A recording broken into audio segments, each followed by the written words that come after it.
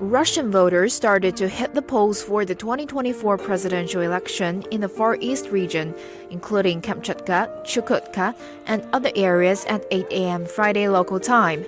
4 candidates will vie for the top position: Leonid Slutsky of the Liberal Democratic Party, Nikolai Kharitonov of the Russian Communist Party, Vladislav Devankov of the New People Party, and Vladimir Putin, the incumbent president and an independent candidate.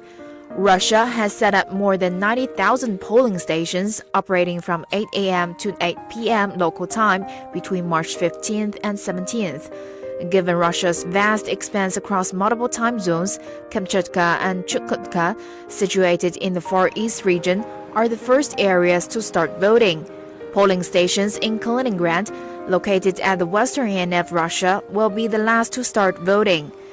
According to data released by the Russian Central Election Commission, about 110 million Russian citizens are eligible to vote, including more than 1.8 million living abroad.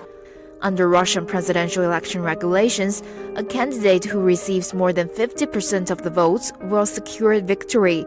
In cases where there are more than 2 candidates and no one attains 50% of the votes, the Central Election Commission will declare a second round of voting for the top 2 contenders. The candidate with the highest votes in the second round will be elected president.